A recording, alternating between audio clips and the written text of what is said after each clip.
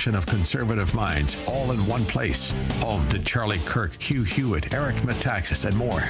There's finally a place on TV for lovers of freedom like you. Watch anytime, on any screen, free 24/7. Find what you're looking for at snc.tv. That's snc.tv.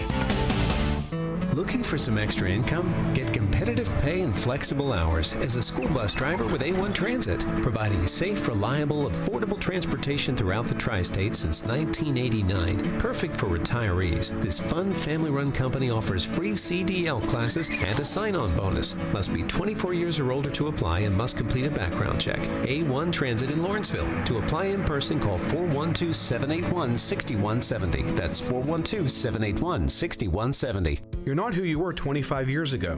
Your life's more complex. People change, families change, and the law changes. This is Jay Hagerman of Abernathy and Hagerman, and a proper estate plan should keep up with those changes.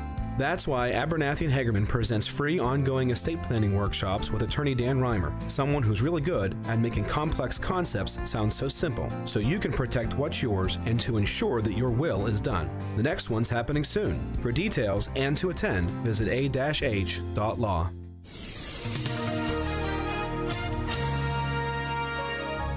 Cloudy and mild tonight with a couple of showers and a heavy thunderstorm. Those thunderstorms could bring damaging winds. Tonight's low 54. Couple of showers tomorrow morning, otherwise variable cloudiness. Tomorrow's high 58. Tomorrow night, partly cloudy with a low of 36. Friday, partly sunny, the high 56. Sunshine and patchy clouds for Saturday. We'll see a high of 57. With your AccuWeather forecast, I'm Drew Shannon.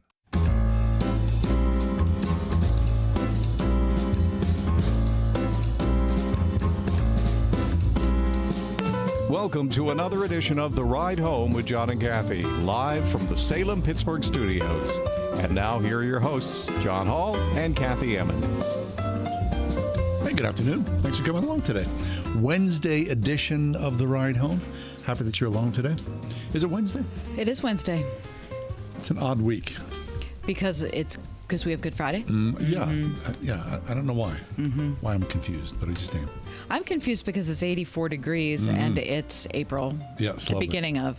It's fine. Yeah. Are you content with that? No, I am, other than the fact that it's very hot in the studio. Yeah, it's so occupational hazard. It right? is an occupational At least we're not making steel. No, It could be worse. That's a very good point. Right, Let's get our travails in an appropriate comparison. Whenever I start to fake complain about my hardships, I always look at my hands. My hands are like little puppy soft. Oh yeah. And my dad's hands were like rough and sinewy and filled with calluses. And so, yeah, it's pretty cushy by comparison. Right. So, it is. Anyway, not to heat shame you. Yeah, I mean, geez, John, it's still hot in the studio.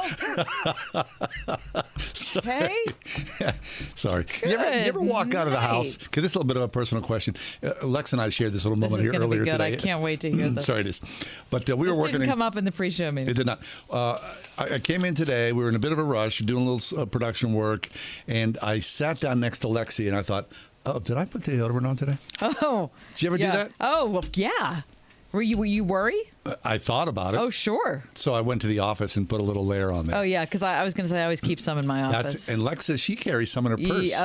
It's always good to have that. Little backup plan, right? Yeah.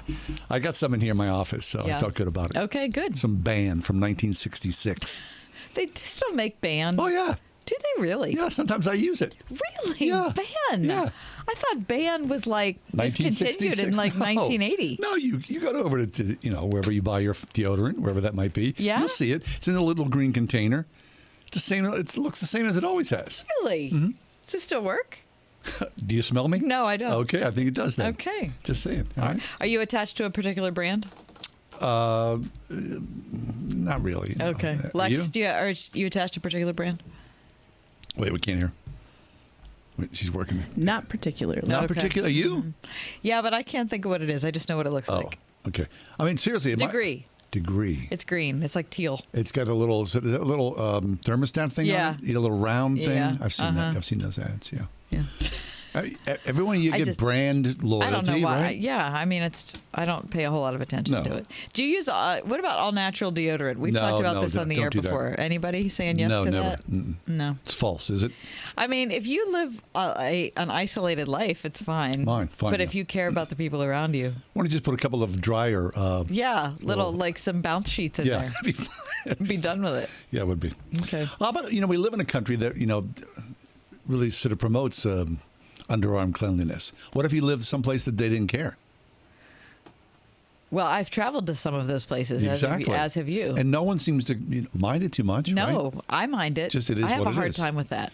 But you think deodorant's a fairly recent invention?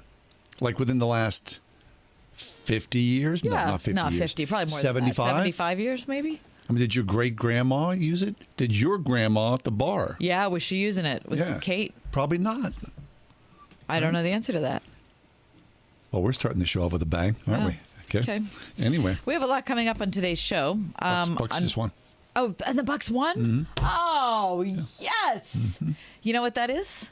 To sweep. Sweep. Oh, the Red Sox. Sweep. Mm-hmm. Man, do I like the sound of that. Yep. Anyway, coming up on the show today, Jesus was fully man, and his crucifixion agony, says Frank Park, should be known. Mm-hmm. We'll talk about that in this hour. Also, we often ask the question, why do we suffer? And we look for answers to that. Every human does. Yeah. Worldwide, but in our own personal life, like, why is this going on? We're not going to offer the answer today, but there is something shocking about the fact that Christianity is based on a God who chose to suffer himself, to be a part of what we live through, to experience you have to recognize that. This earth and its that sadness Jesus himself and grief suffered on the cross, and right? all of that. So we're going to talk about that with Dean Weaver in the 5 o'clock hour. And that all sounds very, very serious. But we'll also throw in some lightheartedness along the way. We just talked about the underarm, so we're you're right. And running the gamut here. And you remember how Catholics in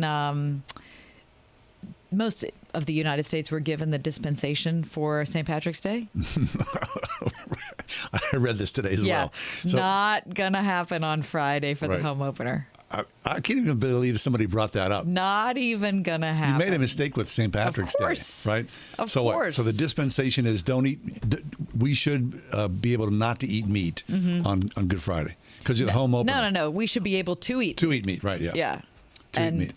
No, I mean, Bishop Zubik says that's a low bar. Get over yourselves, isn't it? Yeah, it's a low bar. Have some fish. Anyway, all that and much more ahead on the. I mean, how hard ride is home. it to have fish at the ballpark? No, it's pretty easy. Good grief! I mean, unless you're looking for sushi like you used to, which was fine. It was a healthy option. Yeah. Okay. All right. Let's take a look at the news. All right. Without further ado, here's the top 4 at 4. For Wednesday, April 5th, 2023, should I start with number 1? Please. Gosh. The U.S. flew nuclear-capable B-52 bombers to the Korean Peninsula again today in a show of strength against North Korea amid concerns that the North might conduct a nuclear test. According to ABC News today, the long-range bombers took part in joint aerial drills with U.S. and South Korean fighter jets over the Korean Peninsula. The first deployment of U.S. B-52 bombers to the peninsula in a month. South Korea and U.S., the militaries, have been expanding their combined military drills in response to these threats to, hey, we're going to test something. And the Allies conducted their biggest field exercises in 5 years in computer simulations last month. It's worrisome. Number 2, a sophisticated cybercrime group that sold the digital fingerprints of breached computer systems was toppled yesterday. Listen to this.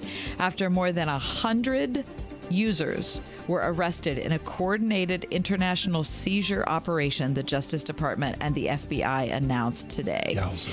The Genesis Market, which is a darknet site that sold data containing login credentials for bank accounts, social media passwords, IP addresses from identity theft and data breach victims, they sold 80 million sets of identifying information from more than 1.5 million compromised computers. Yikes.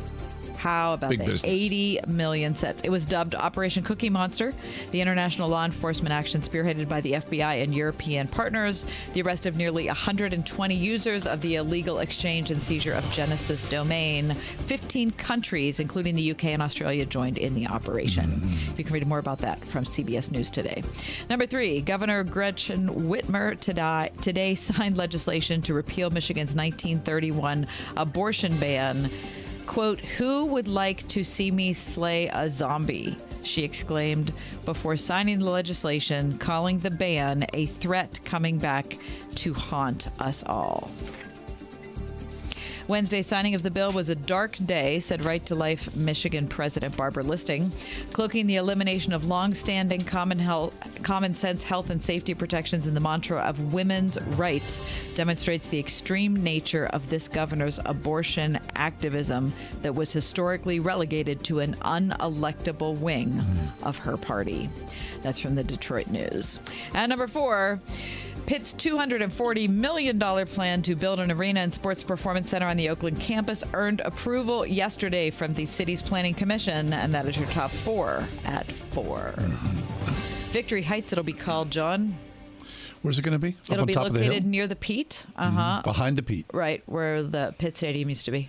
How about the new Chancellor Pitt? Yeah, boy, that's quite a salary that she's bringing in. Yeah. Base salary of almost $1 million a year. And let me tell you, the house that she's living in is pretty Very nice. Very nice. This arena is going to seat 3,000 people. And it costs $240 million. Home venue for volleyball, wrestling, women's gymnastics. It'll serve many of the university athletic programs, according to the Trib, and also include space for wellness. That's good, right? I need some wellness space. You need some space for wellness. Everybody I don't needs know. some wellness I have no space. idea what that means. Sit out in the yard. That's your wellness space right there. Yep. Okay, we'll take a quick break, come back. We're going to talk about forgiveness. That's next. Rhema Christian School is enrolling now. Rhema is a private school in Moon Township serving children in preschool through 8th grade. Recognized for its commitment to a biblically integrated curriculum that nurtures a Christian worldview and academic excellence, Rhema aims to develop the whole child, spiritually, physically, mentally, emotionally, and socially. Rhema is a true community of families who desire to raise up the next generation of godly leaders, also offering programs for homeschool families. For tuition and enrollment information, visit rhemachristianschool.org. 101.5 WORD. Based on the book by Colin Smith, Heaven, How I Got Here is the story of the thief on the cross. This is it. This is the day I die. Told in his own words, the thief looks back from heaven on the day that changed his eternity. Jesus, I said, remember me when you come into your kingdom. Don't miss Heaven, How I Got Here. Prepare for Easter weekend with Bible teacher Colin Smith tomorrow at 2 on 101.5 Word FM. We see them every day. People driving using their phones. There's a sneak-a-peeker or the fast scroller who can quickly become the fender bender-er, the got-a-ticketer, or the driver who killed someone. Pay attention or pay the price. You drive, you text, you pay. Paid for by NHTSA. Whether you own a local business or a global one, you're always looking for ways to position your operation to create opportunities and move on them faster. With Bank of America, you get access to experts, award-winning insights, and business solutions so powerful, you'll make every move matter, locally and globally. Visit bankofamerica.com/banking for business to learn more. What would you like the power to do? Copyright 2023 Bank of America, N.A. We see them every day. People driving, using their phones. There's the sneak-a-peeker or the fast scroller who can quickly become the fender benderer, the got-a-ticketer, or the driver who killed someone. Pay attention or pay the price. You drive, you text, you pay. Paid for by NHTSA. Every day is a great day to play around at All About Golf in Butler. The new Ping lineup is here. Stop by the Pro Shop and check out the all-new line of Ping putters and get newly reduced deals on Ping G425s for a limited time while supplies last. All About Golf bays equipped with top tracer technology are open year-round. 8 to 8 daily, rain or shine. Plus lessons for every age and skill level to help you master your game. All About Golf in Butler. Practice, learn, play. Visit allaboutgolfpa.com. Brr, I'm cold. Well, you know why you're cold? Because we need to replace our windows. It's going to be expensive. Well, we lose money every time the wind blows. I don't want to deal with a high-pressure salesperson. Well, our neighbors used Energy Swing windows and doors, and they loved them. Oh, they have over 500 5-star reviews. The Energy Swing is a complete lifetime warranty for a peace of mind guarantee. So if we replace the windows and doors with them, we'll never have to do it again. I'll make an appointment today at EnergySwingWindows.com.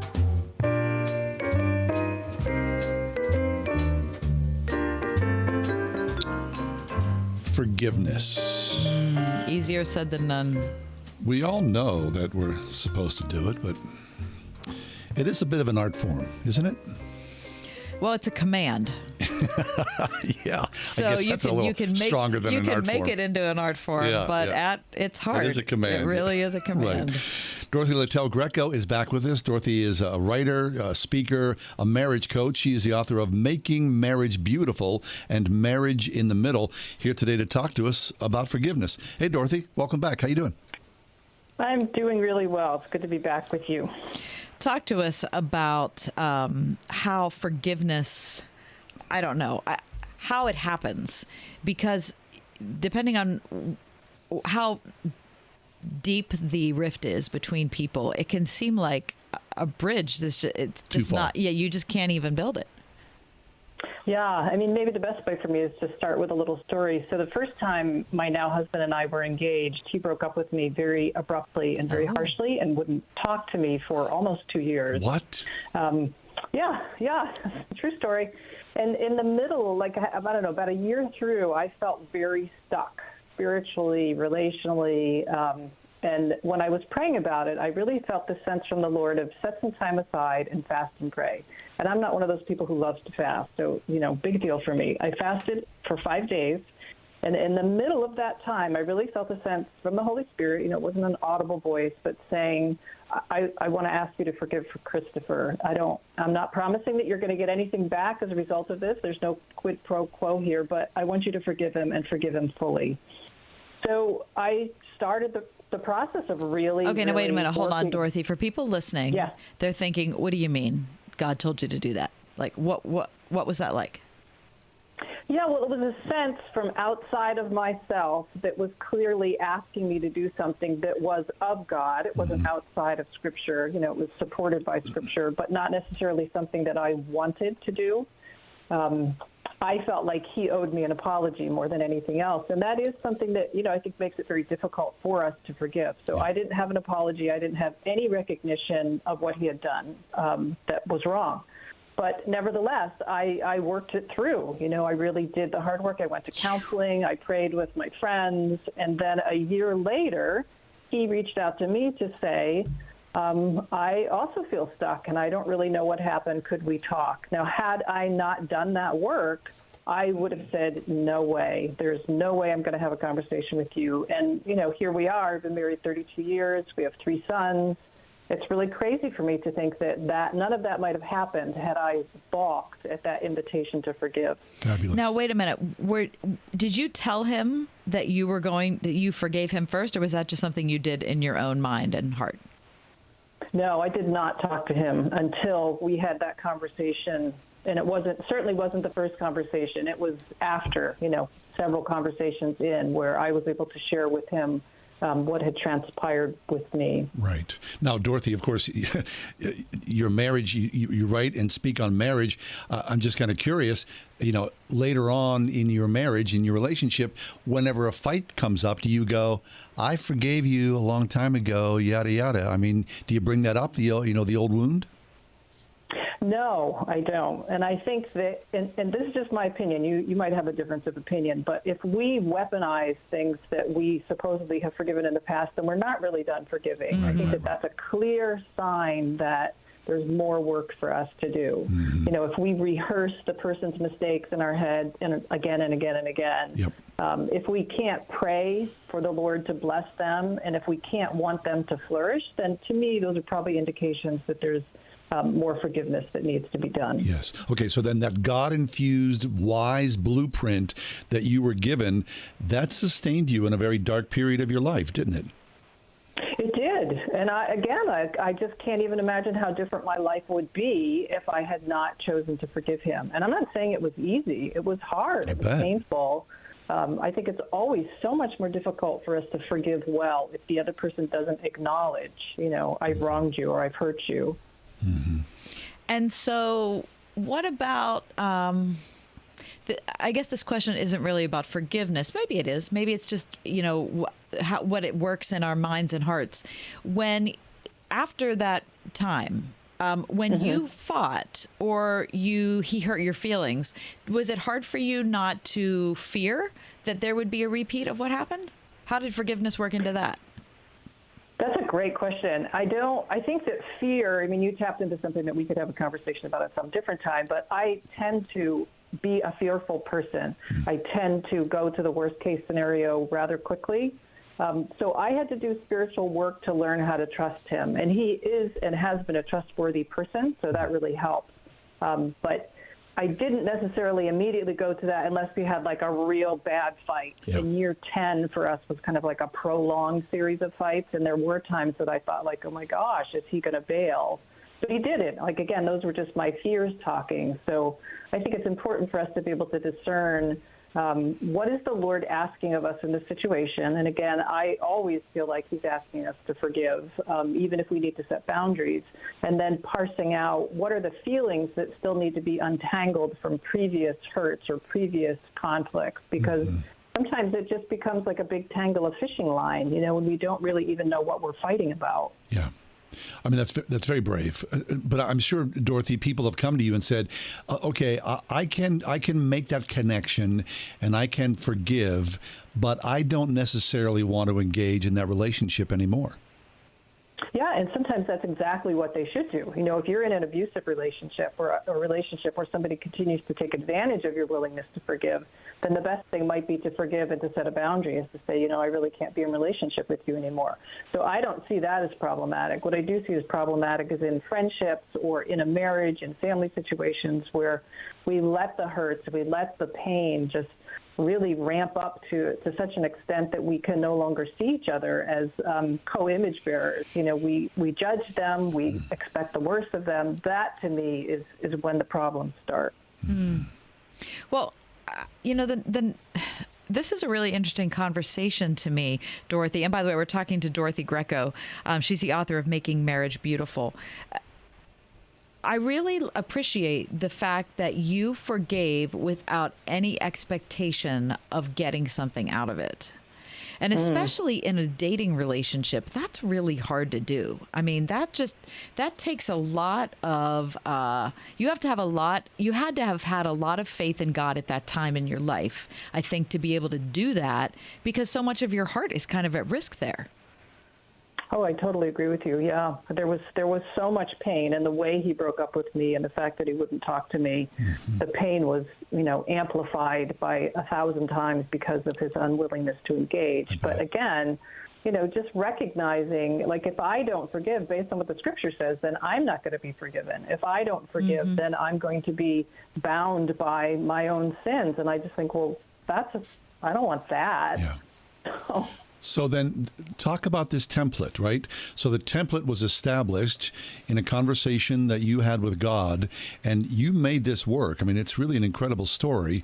And then in other relationships since that time, you've gone back to that same template? Yes, yeah. I think that for me, the important thing is that for me to remember, I don't have to feel like forgiving. I think oftentimes we get this it's like sentimentality that we're supposed to feel like forgiving. We're supposed to have this like warm sense of love and affection to the person. And sometimes when I say to Christopher after he's apologized, I forgive you, I'm still mad at him. But the act of releasing forgiveness then allows my heart to follow in a way that I'm not sure that it would if I didn't, vocalize that. So the feelings follow the decision of your mind. I think in the case of what the Lord is asking of us, yes, I think that's true. Think right, act right, feel right. Right. That's the order of operation. Yeah. Okay, so then just clarify this then. People are listening right now and they've heard this story, but give us like sort of, an action step or steps that if you feel wronged or if you feel the necessity that you need to forgive, you want to forgive. But you can't. Right. What are those steps that follow along that pattern? For me, it would be confessing any of the places where I've harbored resentment or bitterness or ill regard toward the person. Finding a friend, if you're not married, finding a pastor or someone you trust and being able to say, I have harbored bitterness toward this person. I have hated them in my heart. So confession comes first. And I think after we confess, then to be able to simply choose to forgive. And I don't think going up to somebody and saying, I just want you to know I've forgiven you is the best thing, unless there's, been ongoing dialogue, right? If you just go up to somebody who doesn't even know that you might be mad at them and say, I've forgiven you, I don't think that conversation would necessarily go well. So we confess, we forgive whenever there's possibility of apologizing or exchanging words, to say, hey, can we talk about this? This was really hard for me. I always will advocate for that. But again, sometimes when people hurt us really badly and they're not repentant and they continue to hurt us, the best thing is to say, we need to take a break from this relationship. Does that make sense? Sure does. That's excellent. It sure does. Dorothy, I really appreciate not just the topic of conversation, but the personal story, the kind of, the personal candor that you used and kind of letting us, I don't know, look at the recent, I was going to say the recent past, but it's the long ago past and kind of see how you figured it out. Yeah. And I could tell you one very other quick story if we have a minute. Yeah, so in our lives, there was Christopher's grandmother, whose name was Rose, and then a woman that he used to live with, an elderly woman, and her name was Mabel. Mabel lost her hearing when she was 26. She got the mumps, and she lost her hearing. And because of that, she was never able to bear children. Her husband died when she was fairly young, and she was then the landlady for Christopher. And he could always hear her singing whenever he would come to visit her. She was just so warm, so wonderful. Now, she had a lot of reason to be angry and to be bitter, because she had a lot of hardship in her life. But she did the work of forgiving, and she was just one of the most remarkable people you could meet.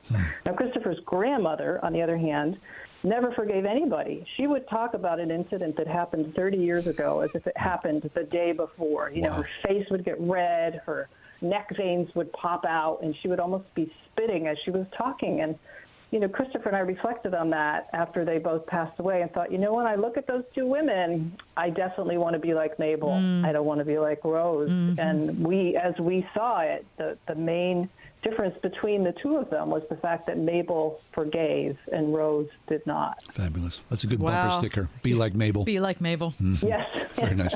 Hey, Dorothy, loved having you. If people want to find you online, where can they look for you? DorothyGreco.com, that's Greco with one C, is my website, and they can find me through various avenues that way. Excellent. Sounds great. Thanks, Dorothy. Great. Have a happy Easter. Yeah, happy Easter to you. DorothyGreco.com. That's fabulous. Really good. Forgive.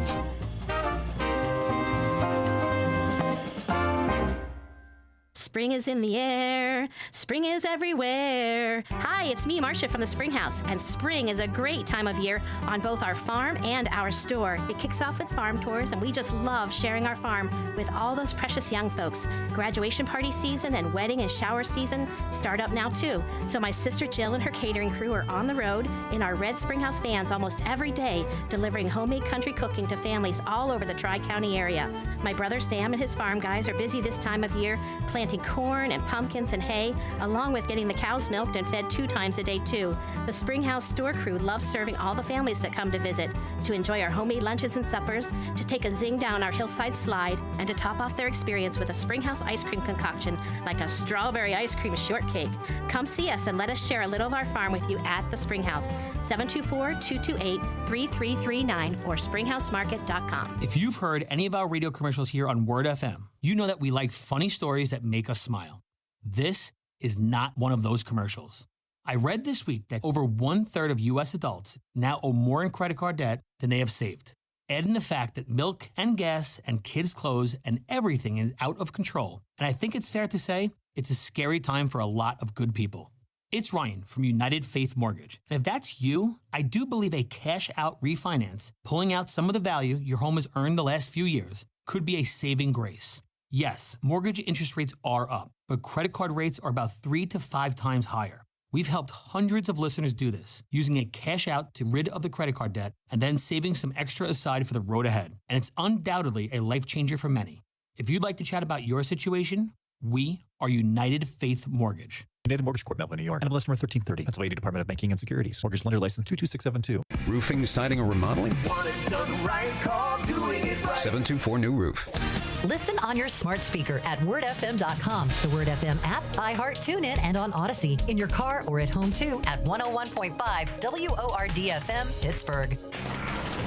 We first opened about 10 years ago. We were small, just a few of us, but it was exciting. I always dreamt of having my own business. It was kind of slow at first, but things started picking up. We had big plans. But in our wildest dreams, we never thought we'd have this much work. Yeah, with so many businesses caught off guard by the storm, Reed Waste Management has never been busier. What will become of your business after a disaster? Nearly 2/3 of businesses aren't prepared for an emergency, and 40% of businesses that experience a disaster never recover. Make an emergency plan now, before it's too late. For a free online tool that helps you develop an emergency plan to keep your business up and running should disaster strike, visit ready.gov/business. Brought to you by the Federal Emergency Management Agency, the American Red Cross, and the Ad Council.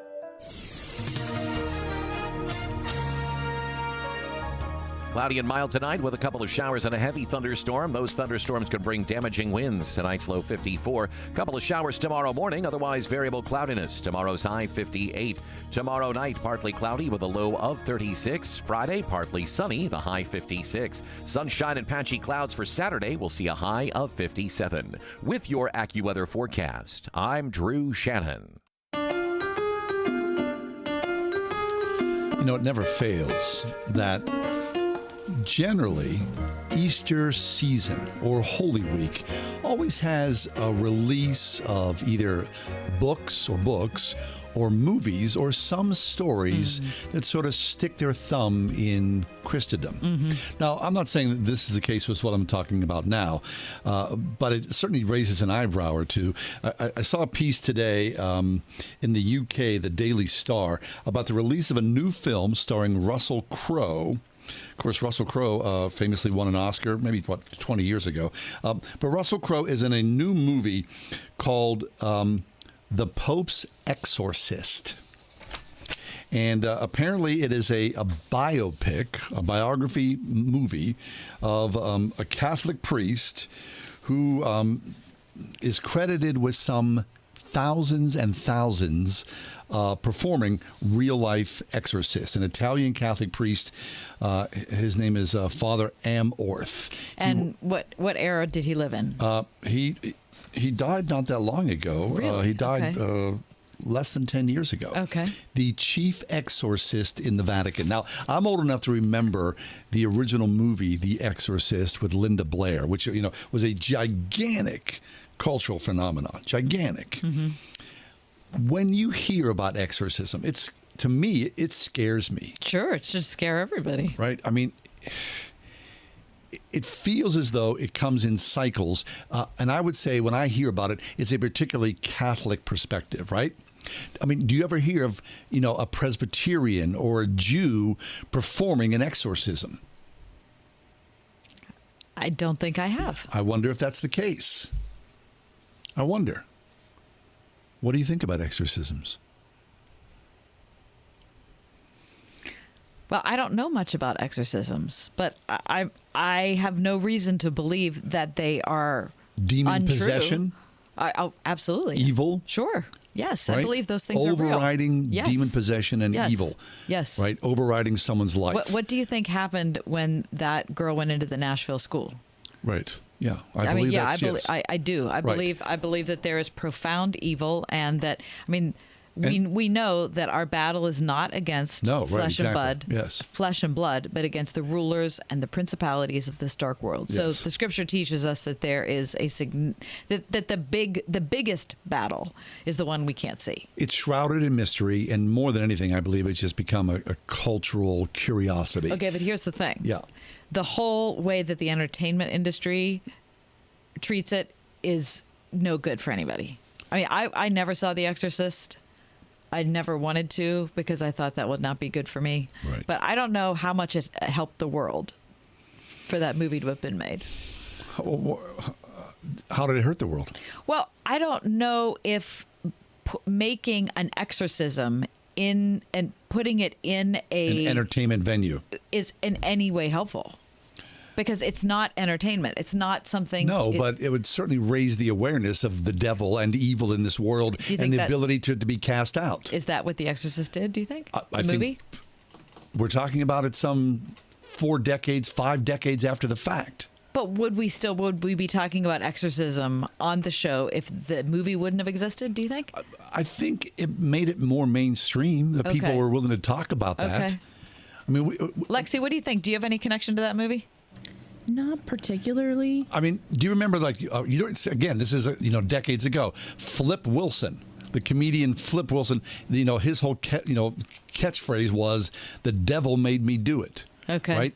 So that conversation about the devil, we should talk about that, whether, it's from a horror perspective or a comedy perspective. I don't mind talking about it. It's just the entertainment injection is what makes me uncomfortable. Right. I understand.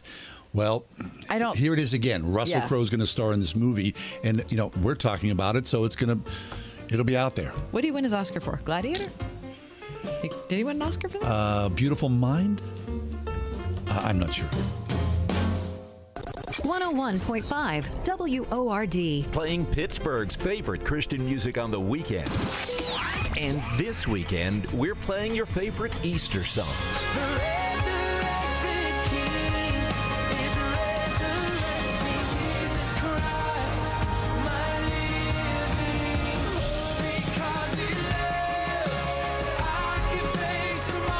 Easter is heard here this weekend. Got an Easter request? Let us know. Call the Word FM request line at 877-349-1015. Doing it right. Roofing, siding, remodeling. Specializing in roof replacements for churches and places of worship for nearly 40 years. For the church roof replacement specialists in Pittsburgh and the surrounding area, call 724-NEW-ROOF today for a free quote.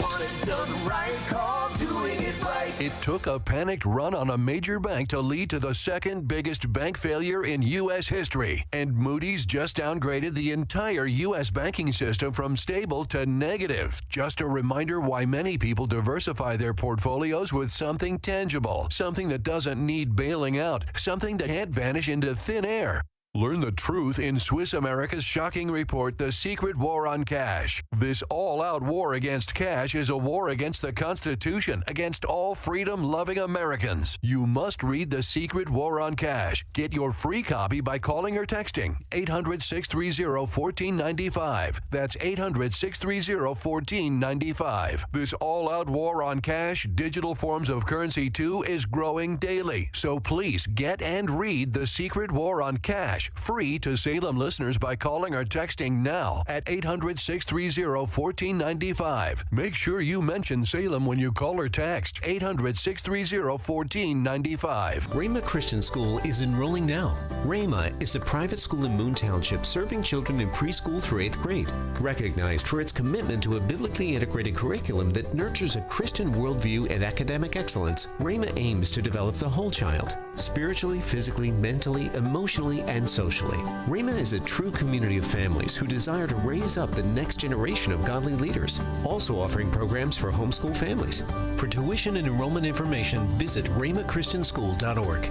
Hello, I'm Craig Yurgo, and I'd like to invite you to come and experience Holy Week and Easter at Christ Church at Grove Farm. Take a journey with us from reverence and reflection to joy and celebration through our Maundy Thursday, Good Friday, and Easter services, and a specially curated art gallery depicting Jesus' journey to the cross. Feel the love He has for you, and come and remember what Jesus did for you this Easter at Christ Church at Grove Farm. Visit our website at ccgf.org. Roofing, siding, or remodeling? Want it done right, call Doing It Right. 724-NEW-ROOF.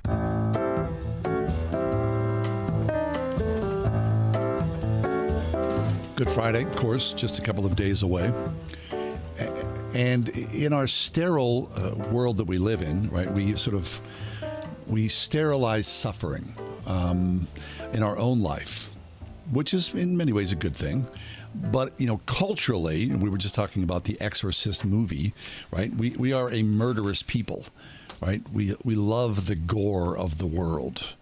And so there's a weird disconnect there, right? You mean as we think about a week like this? Yes. Holy Week? The suffering of Jesus on the cross. Jesus himself, of course, a real man, real flesh and blood, which meant that as the nails were driven into Jesus' feet and his hands, that hurt horrifically. Mm-hmm. Pastor Frank Park is with us. He is a pastor at TOV Church, and he's got a story to tell about Jesus and suffering. And Pastor, welcome to the show. Happy that you're with us. Thanks, John. Thanks, Kathy. Appreciate it. Yeah, Frank, we were just talking about The Exorcist and exorcism and that sort of thing in this new Russell Crowe movie that's coming out. And so when I think of, contemporary depictions of Jesus' crucifixion, I think of Mel Gibson's movie, Passion of the Christ. Which was brutal. So what do you think about how... Is it important to separate what we know from the Gospels about Jesus' suffering? Is it important that we are exposed to things like films that would help us to kind of dive into that more deeply in an emotional way? What do you say? I think so. And I would even say the Passion of the Christ, even that didn't do it justice. And so for me, this Sunday, millions of people celebrate Easter, which is tremendous. But we don't really appreciate Easter until we go through Good Friday. And this is a day when, I heard John say it, Jesus was fully man on earth, which means that he had a physical skull because there needed to be a place for the thorns to sink deeply into.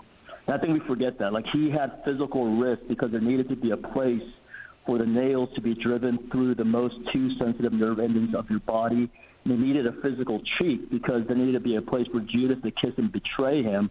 And he had a central nervous system that was fully functioning because he had to feel every ounce of pain, physical pain that was seething through his body. So I think when we come to those verses in the Bible that we all grow up and read in Sunday school that Jesus died for us, which is true, but my hope is that we would linger this week and really think about what that means, that Jesus' heart really stopped beating, that before he even got to the crucifixion, he almost bled and died to death before he even got there, right? Like the Roman soldiers, they had this thing called the cat of nine tails with leather straps.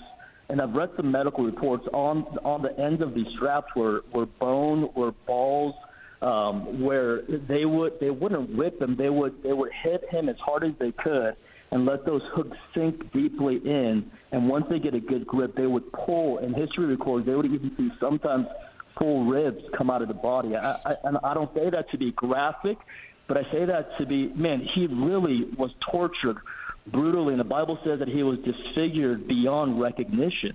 So his buddies that hung out with him couldn't recognize his face and his body because he was that disfigured, and that was the goal. Alexander the Great, I think they invented crucifixion, but the Romans absolutely perfected the thing, and they did a great job on Jesus. And then he's holding that crossbar that weighed upwards of 100 pounds on his back. And this crossbar, they didn't have new ones that were sanded that they used for each criminal. It was used over and over again, splintered and rough, rubbing on his back that was torn into ribbons. And he's walking. The Bible records that he fell on his chest. And the Bible and medical experts say that was equivalent to like a car, you running into a head-on collision at 60 miles an hour without an airbag, without a seatbelt, having your chest fully impacting into the front of your steering wheel.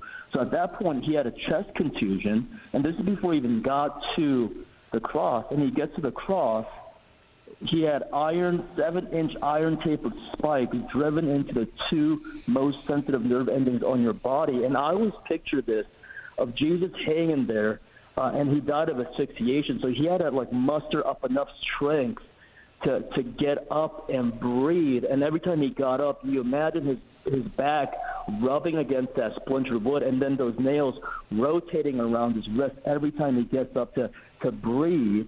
But to me, what's even worse, the worst thing to me than all of that is that for the first time in history, that perfect union between Father and Son, that fellowship was broken. Like that to me is the most painful thing, where that has never ever happened in the history until that moment where Jesus yells, "Father, Father, why have you forsaken me?" And in that moment, that perfect union was broken, and at the end of it, God died. Like his heart really stopped beating. And so I just think in this week and Good Friday, we will celebrate Easter, absolutely. But we appreciate light more when it's been dark for a little bit. That's good. Pastor, you think about this often, and, I really appreciate your description of this because it is graphic, and we should be reminded about how graphic the brutality was. We often say, and this kind of rolls off our tongue, well, Jesus died for your sins. Well, I mean, the way you paint it, and of course it's true, is that Jesus was tortured for your sins, yeah? Yeah, absolutely. Absolutely. And I think we forget that. And so that I tell our people all the time, when you come across those verses, maybe just pause and linger and thank him for what he went through mentally, emotionally, spiritually.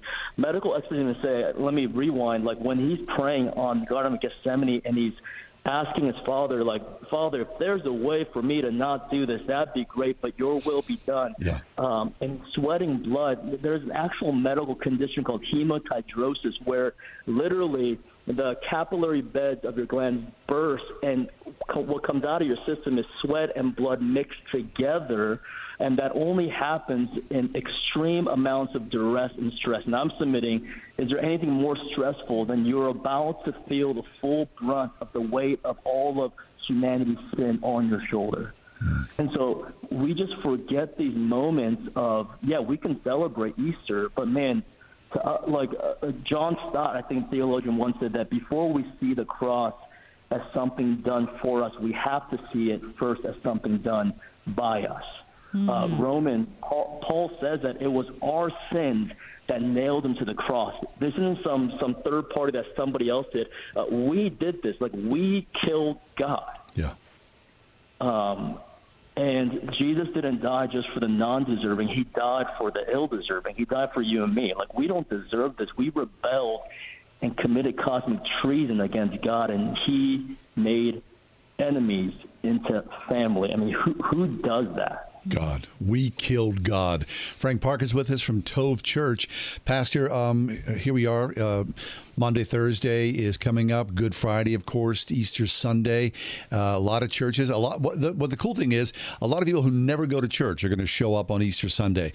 And you've got an interesting venue where you'll celebrate Easter. Please take a moment and tell us about that. Yeah, this year we want to do one big service, and the venue that was available for us, we're having one big Easter service at Stage AE in Pittsburgh this year, and so we are very, very, very, very excited. It's going to be a big family-style service. We'll have things for the kids, but it's just going to be a big party where we celebrate that Jesus did the one thing that no one has ever done in the history of the world. He defeated death, which is kind of different. Yeah. It is kind of different. Yeah. What about the details? What about the time at Stage AE? What's happening there? Yeah. Starts at 10 a.m. Doors will open at 9, and we have 2 parking lots reserved. So entrance is free. Parking is also absolutely free. We have the main Stage AE lot reserved for us, and we have the Gold Lot 1A, which is across the street where people park for the Steelers game or the Pirates game. Yeah. That is also available for the people. And so at 10 a.m., doors open at 9, and we're going to talk about the resurrection, sing songs to Jesus, and we're going to baptize a ton of people. Oh, I love it. So it's going to be awesome. Fabulous. Wow. Wait, so before you leave us, talk about TOV. What is TOV Church? What does that mean? Yeah, it's always a good conversation starter. We're not a cult, right? It's not a weird place. The word comes from the book of Genesis. God creates everything, and he said, man, this is very, very good, or tov. And the word literally means good, beautiful, and my favorite definition, that things are functioning the way it should be. So that's been the prayer and the vision. We will not be a perfect church. We have our flaws. We have our shortcomings, but by the grace of God, by the power of the Holy Spirit, we want to be a church that functions in the way that a church ought to function. And our mission, I say every Sunday, lead people to Jesus and love people like Jesus, and that's pretty much it. Outstanding. You can worship along with congregation at TOV this Sunday for Easter. The service starts at 10 a.m., stage AE. You can park in the gold 1A lot across the street, or the one there. All the details are available. Frank, what's your website? TOV.Church. Okay, TOV.Church. Thanks, Thank you, Pastor. Frank. Nice to meet you. Thank you, guys. I appreciate it. Our Thank you so pleasure. much. People ask me sometimes, Lance, I'm worried about my finances and I feel bad because I shouldn't be worried, right? I realize that inflation is going to be eating up money. I've got to do something to get around this crazy stock market and Biden's spending spree. Gold has, since the beginning of time, been the resource that God's people have relied on. The silver is mine and the gold is mine, is what the prophet Haggai said during a time of great shaking. To protect your retirement, I recommend that you diversify your 401k or IRA right out of paper assets and into physical gold. And the best way to do that is with Gold IRA from the Birch Gold Group. I want you to text the words FAITH, F-A-I-T-H, to 989898 and get a free info kit on gold IRAs. There's no strings attached to this, so just text FAITH, F-A-I-T-H, to 989898 and see what I've discovered here about gold and its ability to stabilize your investment and create a storage of wealth for you in unsteady times. Diabetes, high blood pressure, anxiety meds, everyone's on them. If you're a 50-year-old male, maybe a bit porky, and you may even have type 2 diabetes, $1 million of term insurance may only cost you about $200 a month. Call Term Provider. Speak with Big Lou at 800-333-1750. Big Lou will find a term life policy for you even if you have type 2 diabetes, are overweight, or have high blood pressure. Term Provider has helped thousands of people like you who think they can't afford term life insurance. To buy $1 million of affordable term life for you, all you need to do is call Big Lou at 800-333-1750. Lou will make sure the scales are tipped in your favor. Call 800-333-1750. Big Lou will answer your call and work to fit you into a term life policy that you can afford. Remember, Big Lou's like you. He's on meds too. Call 800-333-1750. 800-333-1750. Has your home fallen victim to Mother Nature? Get a free storm damage analysis from Bachman's Roofing. You may never notice the damage from storms, so let the experienced team at Bachman's Roofing provide a free analysis to check for damages from the recent storms. Bachman's is now offering 0% financing and no payments for 6 months. Call 412-744-8390 or visit bachmansroofing.com to set up your free storm damage analysis by May 1st. That's 412-744-8390. Is your school a true partner in your child's education? They should be. Pittsburgh's Christian schools agree. If you're looking for a safe environment where kids can learn, challenge, and grow with highly qualified teachers who are not only caring but accessible, where academic excellence goes hand in hand with character development, consider Christian education. Right now, local Christian schools are offering half-price tuitions for first-time enrollees, like Pittsburgh Christian Academy in West Mifflin. Visit wordfm.com/tuitions. Of all the Easter candies, I would say that Peeps are the most controversial. It is a divisive thing. You either love them, which I'll raise my hand, or you hate them. And I will raise my hand. Lex, you want to weigh in on this? Peeps, I'm raising my hand. I love Peeps. dig you. See? Peeps, you should know this, are from Pennsylvania.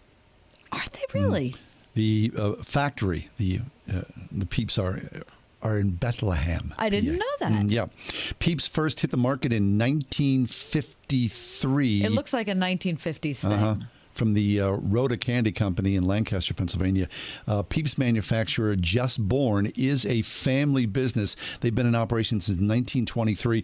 This is the third generation of Peeps, manufacturers. Yeah. It takes 6 minutes to make a Peep. Does it? Just one, or did they produce in strips? They produce in long lines of strips. Okay. It used to take, when Peeps were first introduced in 1953, it took 27 hours to create a Peep chick, according to the company. And somebody thought, well, that's not going to make us a lot of money. Now with modern technology, it takes the 6 minutes. Peeps once had wings. but they were removed by Just Born in the 1950s. So that they could stand next to each other. Right, exactly. Were you of a mind to line all the peeps up next to one another that are produced each year by the company in Bethlehem, PA? They would circle the earth twice. That many peeps. That's a lot. That's a lot of peeps. Are other places in America peep fans, or is that like a Northeast thing? No, it's worldwide. They ship worldwide.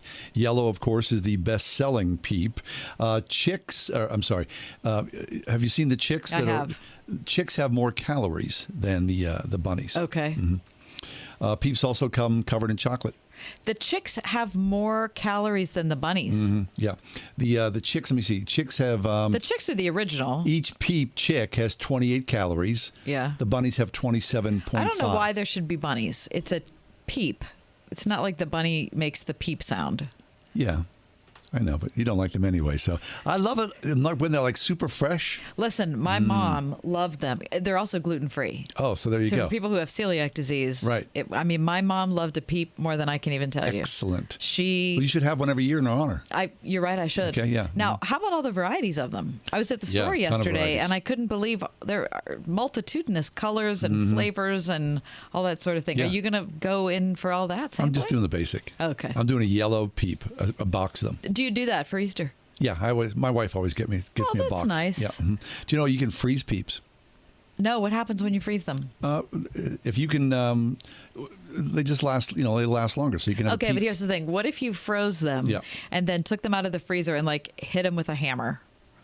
Would it it'd be like glass? Well, I hadn't considered that, Kath, until you brought that up. Well, I mean, it's just I'm trying to figure out what that substance would do when frozen. I don't know. There's a Peep Fest every year.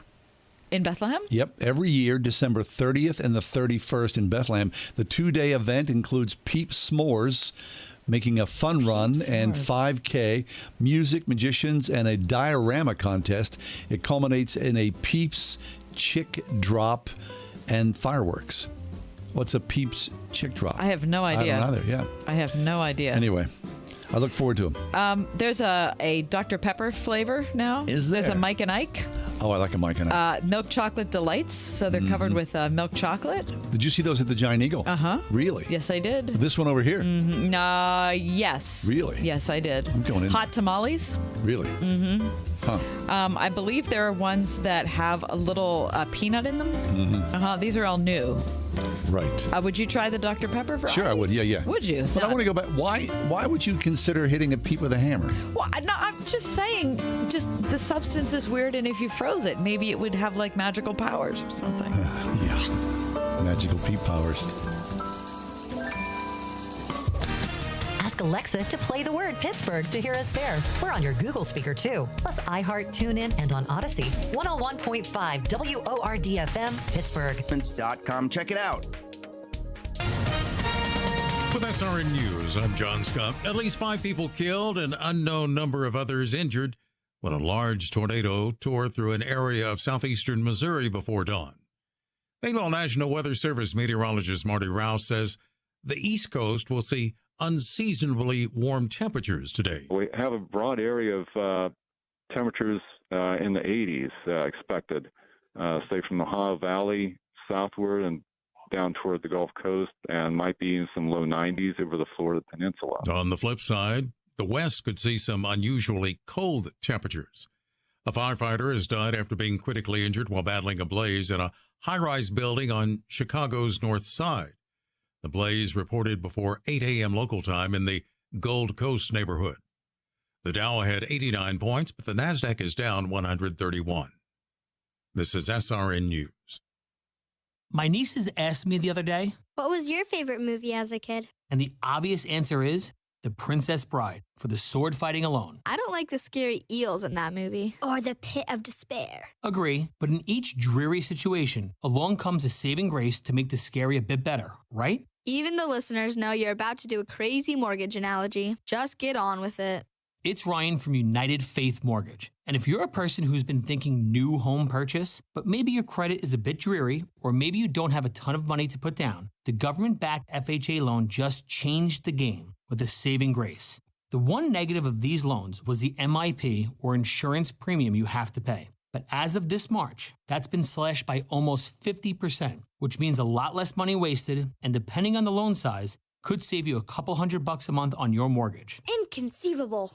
We are United Faith Mortgage. United Mortgage Corp, Melville, New York. NMLS number 1330. Pennsylvania Department of Banking and Securities. Mortgage lender license 22672. I think we can all agree that every moment at Eden shaped us and impacted who we are right now.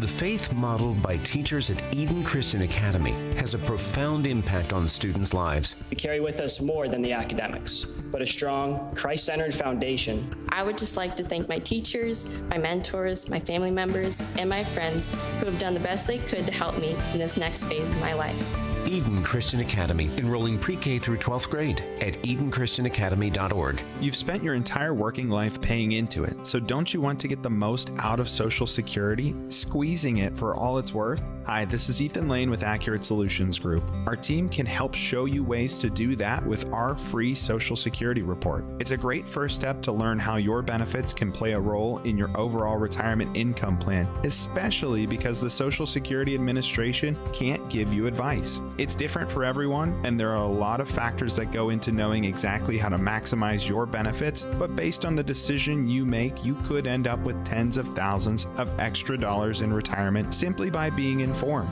Get this free Social Security report from Accurate Solutions Group by texting the word security to 412-515-3555. That's security to 412-515-3555. Investment advisory services offered through ASG Investment Management LLC. Firm offers insurance services and is not affiliated with the U.S. government. Hello, I'm Craig Girgo, and I'd like to invite you to come and experience Holy Week and Easter at Christ Church at Grove Farm. Take a journey with us from reverence and reflection to joy and celebration through our Maundy Thursday, Good Friday, and Easter services, and a specially curated art gallery depicting Jesus' journey to the cross. Feel the love he has for you, and come and remember what Jesus did for you this Easter at Christ Church at Grove Farm. Visit our website at ccgf.org.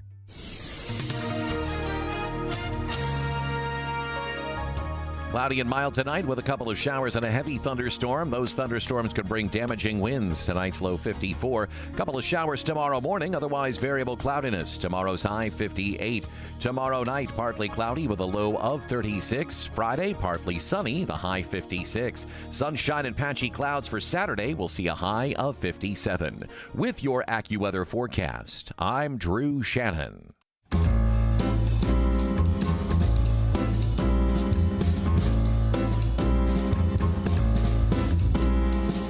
Welcome to another edition of The Ride Home with John and Kathy, live from the Salem-Pittsburgh studios. And now here are your hosts, John Hall and Kathy Emmons. Happy to have you along for the Wednesday edition of The Ride Home. What's the temperature? It's 84 right now. 84 degrees. That's craziness. I'm Kathy Emmons. That's the voice of John Hall sitting across the table from me. Greetings. We have Lexi Merritt keeping all the trains running on time. If you missed anything in our 4 o'clock hour, what were you doing? No, I'm kidding. You can always check out our podcast wherever you get your podcasts. We're, I don't know, a bunch of, you name 40 plus. How can there be 40 plus platforms? How many? It's a big world. Anyway, you can find our podcast. What am I 2 cents today?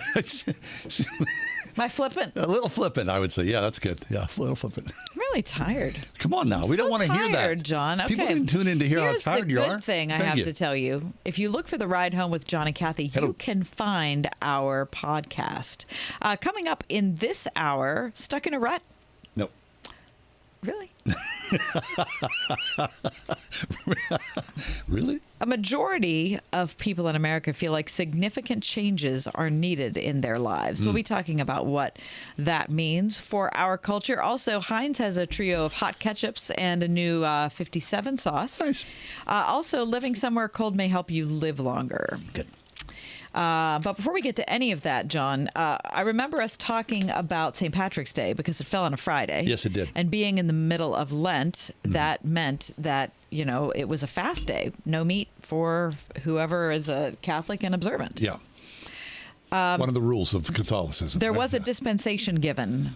Why? At the time. I don't know, because I thought it was Why is there dispensation? It's not well, because St. Patrick's Day falls on a Friday and it's a day of celebration, and wait, yes, that should be part of it. I know, but you should even bear down further. I know, but that was a thing, and it happened.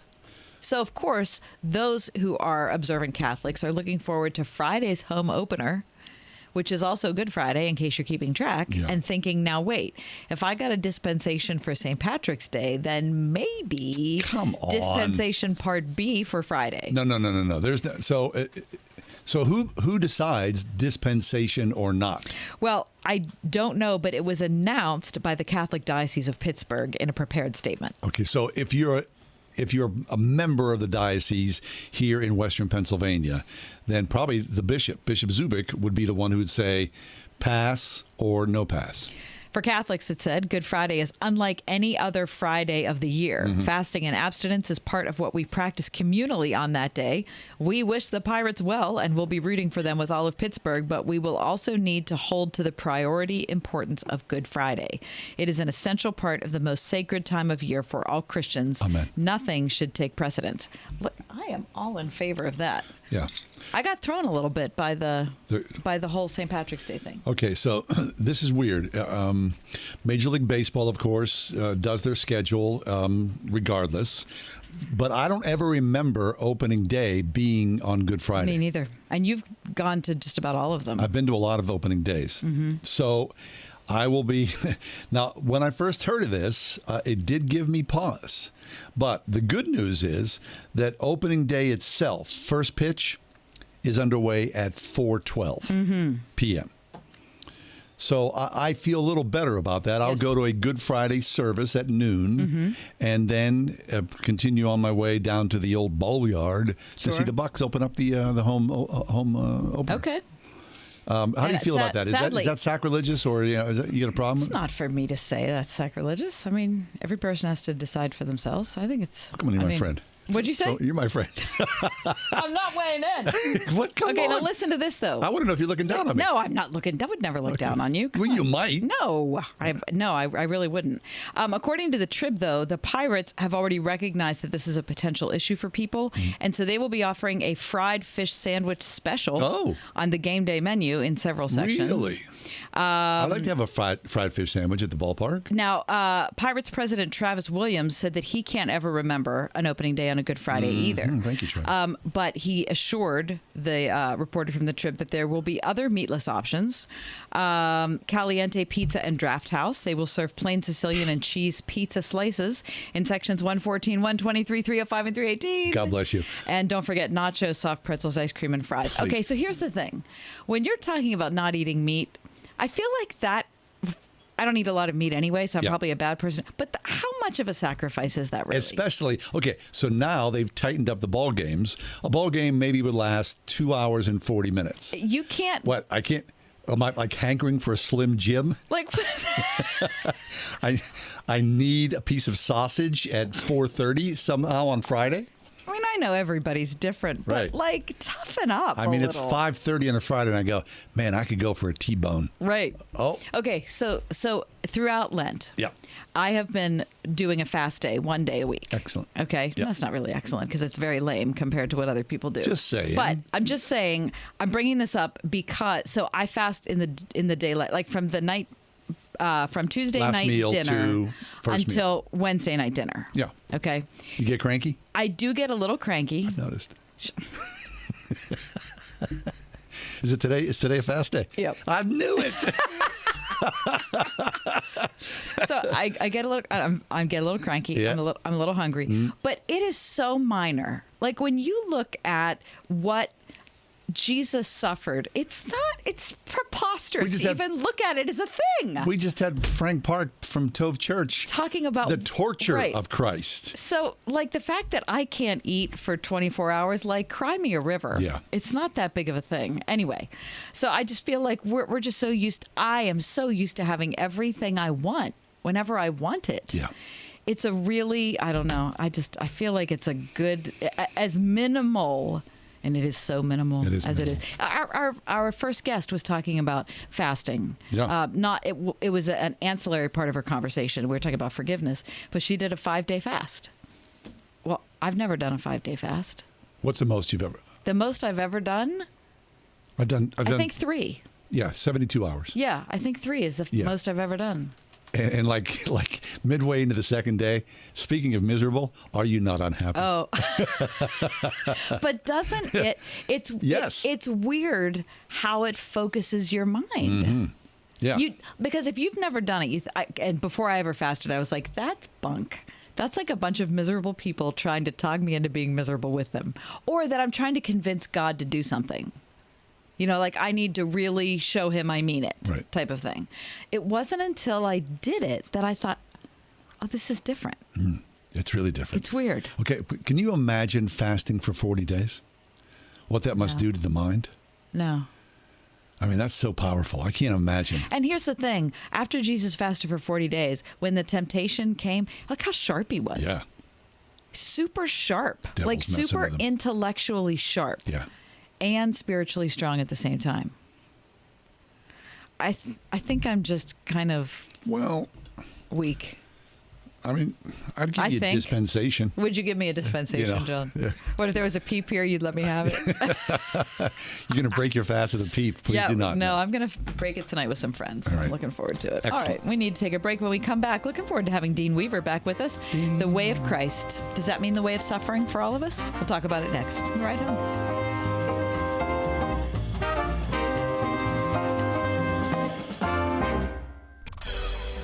101.5 WORD. Dr. Charles Stanley. God will do what he says he will do every time he says he will do it, regardless of the circumstances. That is the foundation of every ounce of confidence you have in your spiritual life. Hear the series, The Character of God, this week on In Touch, the teaching ministry of Dr. Charles Stanley. Tomorrow morning at 8:30 on 101.5 WORD. The following is not an actor, but a real-life story from Trinity Debt Management. I'm Corey, and this is my story. I was going through some financial troubles paying off my credit cards. I was paying high interest rates, and it just wasn't getting any better. And I knew I had to do something. So my mom told me about Trinity, and so I decided to call. Trinity was able to do something that I couldn't. I'm paying off my debt, I'm saving thousands, and things are really looking up. I promise you guys, you will not regret it when you call Trinity, because it was such a relief and less stress in my life, and it was the best thing I could have done for myself, because once I called Trinity, they took care of me, and I felt such a relief, a weight off my shoulders. Trinity was great to work with. They wanted to help me. I love it.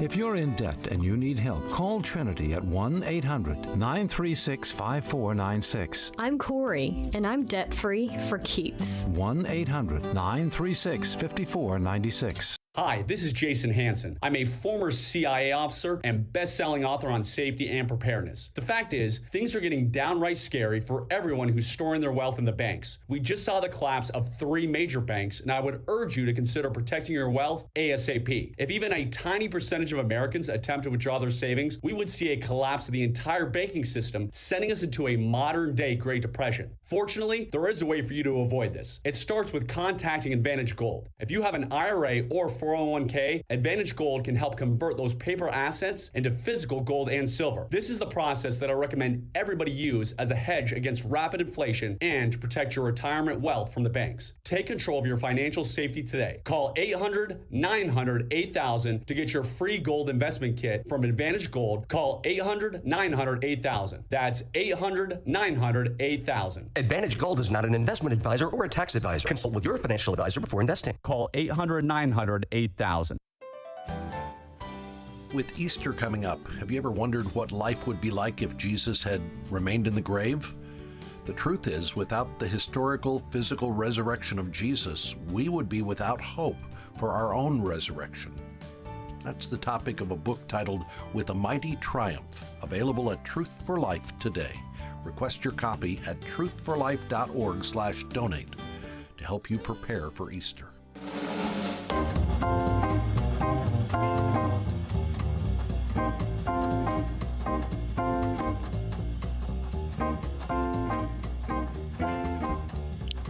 We've been talking a lot about suffering in today's show. I mean, of course, this is Holy Week. And Good Friday is upon us here very soon. Dean Weaver is back with us to talk about suffering. Dean is the stated clerk of the Evangelical Presbyterian Church. And Dean, friend, how are you, sir? I'm okay, and I'm just wondering, what does it say about me that I'm back to talk to you about suffering? Well, is it your suffering or is it my suffering? I prefer it be yours, to be honest. Right. I think it's the way it usually works. Thank you. I think it's the suffering of the world. Yes, it is this long-suffering world, isn't it? I mean, it's a mess out there. I was talking to a friend this week, and this friend is not a believer, and he said, you know, he appreciates the fact that I am, and he's totally fine with that. But he cannot reconcile the idea of suffering with a good God. And the suffering of the world. Yeah, the suffering of the world. His own suffering. Yeah. Just, suffering in general. And, I'm not a debater. I'm not there to give him the apologetic that's going to turn him around. But, the way I think about it, Dean, and I want to hear what you say, is that there's something, I don't know why suffering is at the heart of the universe, but I think it is. And the fact that God took that on himself is such a shocking thing and such a sad thing and such a beautiful thing that's the thing that brings me back to him over and over. Yeah, I think it probably is one of the major distinguishing factors between Christianity and any other world religion. Yeah. That is to say, our call to follow the Savior is a call to suffering. Imagine the billboards in front of all of our churches, come follow us and suffer. But I think if we're honest about it and we face it, acknowledge that those persons who have serious questions and problems understanding suffering, rather than giving kind of quick, glib answers, and honestly, even a well-reasoned apologetic, but we were just more humble and available to listen to people and understand, and then just get them to try to consider, Kathy, what you just said, was that how could we turn them towards a God who loves us so much that he would come to be with us and embrace our suffering. Mm-hmm. There's no other religion that claims that. And so the idea of God being with us to the point of such deep and profound suffering, which of course is the pathway we walk this week, makes following Jesus completely different, doesn't it? It sure does. He actually did that. Yeah. So, Dean, when I think about this, somehow is our rejection of suffering or our refusal to really bend into suffering. I mean, look, we all want comfort and ease, right? And that's the way the world in the 21st century here, especially in the United States. So we'll embrace comfort and ease and step away from the true vision of Jesus Christ in our life. I think those two kind of go hand in hand. And I think part of the problem with the church today, John, is that people come to the church principally for comfort. And there's nothing wrong with that in the sense that, Christ offers us his comfort, right? And there should be a place of comfort, but that's not all that it is. And our kind of self-absorbed, self-focused nature, particularly when it comes to areas of comfort, it really, when the church only does that or is preoccupied with that, it does that follower no service, because principally, when Jesus said, if anybody wants to follow me, they have to take up their cross. And this week of all weeks, we need to recognize that that's a call to suffer, as he did. And it's not just suffering like everybody else suffers in a broken and hurting world, because as you said earlier, John, the world is pretty messed up and everybody's feeling the pain of suffering. But what if we were suffering for a purpose? What if our suffering had an outcome? What if our suffering was part of a larger, greater meaning? And that would transform our suffering into just suffering for suffering's sake, to suffering for something much bigger. In a country, in a time frame where, like I said, we push suffering down the line, how do you, like riding a bike first with training wheels, I don't necessarily want to train for suffering, Dean, but of course, suffering will come to all of us. Is there a way? We see suffering. I want to avoid suffering as much as possible. I admire those saints who embrace suffering. You see it in the goodness of their lives.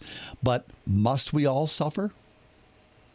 Yeah, I think in a fallen world, everybody suffers. The question is, what do you do with that suffering? And I think the question becomes, do you see that with a purpose and a reason? Is there a direction? So as you're riding your training wheels and you fall off, you can fall off and say, I hate riding a bike. I'm never riding a bike again. In fact, I'm mad at everybody who has ever created a bike, and I might even want to sue the bike maker. Or you can say, what is the lesson I learned from falling off this bike? And can I not only learn that lesson, but can I pass that lesson on to others? In other words, is there something for the greater or common good to be received in that pain and suffering? And if there is, then that pain and suffering isn't in vain. It's got a larger purpose and a meaning to it. And so it's going to happen. And if you're a follower of Christ, the promise Jesus gave us was, it will happen. Those follow me will be persecuted. That's a whole different level of suffering. That's not just everyday, ordinary, fall off the bike on the training wheel suffering. That's suffering for the sake of the gospel.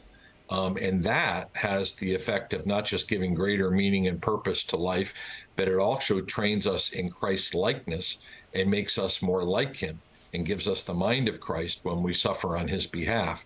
So it doesn't diminish or kind of dismiss the suffering of the world. It just places it in context and gives it some meaning and some purpose and some focus. The Rev Dr. Dean Weaver is with us. He's the stated clerk of the Evangelical Presbyterian Church of America, also co-founder and former president of EduNations. It's funny that we're talking about suffering in light of the previous conversation we had about whether people were going to get a dispensation for being banned from eating meat on Good Friday at the Pirate Home opener, right? So, I bring that up because we're pretty weak. We are weak. And we're pretty used to having what we want when we want it. And so trying to get our minds around actual suffering when we think that not being able to have a hot dog on Friday is suffering, I don't think we're really in a lot of ways ready. I oftentimes say, Kathy, when I'm talking to my wife, Beth, we'll complain about something and then I'll give the caveat, first world problems. Yeah, right. Yeah. Because I've spent, as you know, as the founder of EduNations, I've spent a lot of time in Sierra Leone. I've spent a lot of time in other countries around the world too.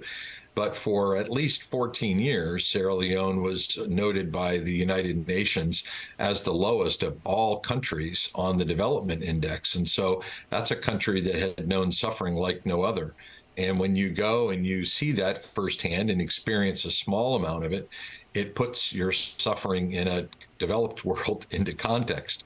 The things that we complain about, you realize as soon as you start complaining about them, when you put it in comparison to what others are dealing with, is really not that bad. It's actually part of the reason why I think it's healthy for people to experience different cultures and different backgrounds, because it does gain perspective on things, and we realize what a bunch of whiny babies we are in the West. Right.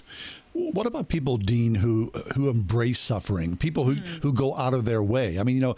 People who walk on their knees, to on the Spanish Trail, or people, who in the old times would wear hair shirts or things like that. Training for suffering in some way.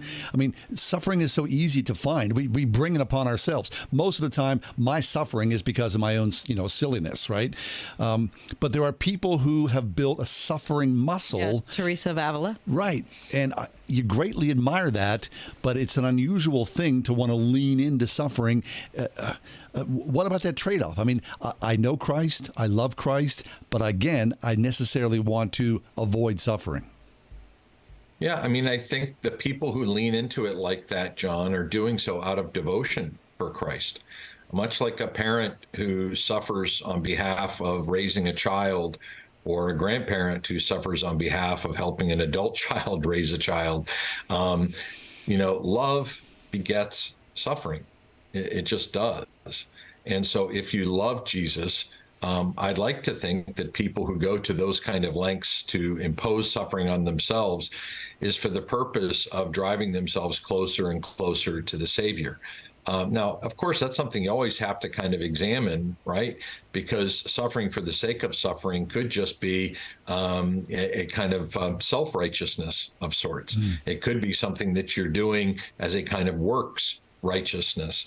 And yet, I think if it flows out of the heart, where someone is putting themselves in a place of disadvantaging themselves, either for the advantage of others or to bring them closer to the Lord, then it can have a very profound effect, much like a spiritual discipline, of not only drawing us closer to Christ, but giving us the mind of Christ.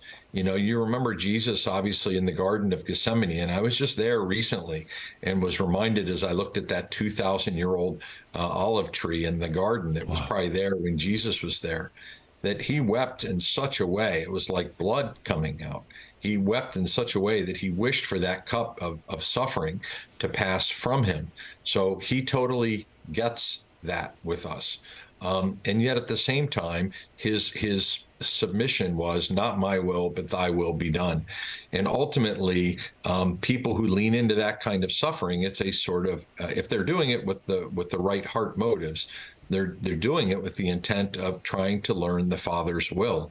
And it's painful to give up our will and take on the Father's will, because that's not natural. My sinful self doesn't want to do that. And in doing that is, well, it's just painful. Dean Weaver's with us. So, Dean, as you go through this Holy Week, right, here we are, it's a Wednesday, Thursday, Monday, Thursday upon us. What's your mindset? Are you engaged in forward suffering for the sake of suffering? I mean, we're all pretty comfortable here, but we know that we had a guest on here talking about, you know, the torture of Christ in our lives. How do I visualize that, or how do I make that a reality, surrender into the suffering to draw myself closer to Christ when I'm not necessarily suffering? Well, I'm the stated clerk or the head of a Christian denomination, John, and my first line item in my position description is suffering. So it kind of is my job description. And, you know, this week, it's one of those things, right? I had expectations going into this week that I would have more free time, that I would be more available for my family, that I would get ahead maybe on some projects that I'm behind on.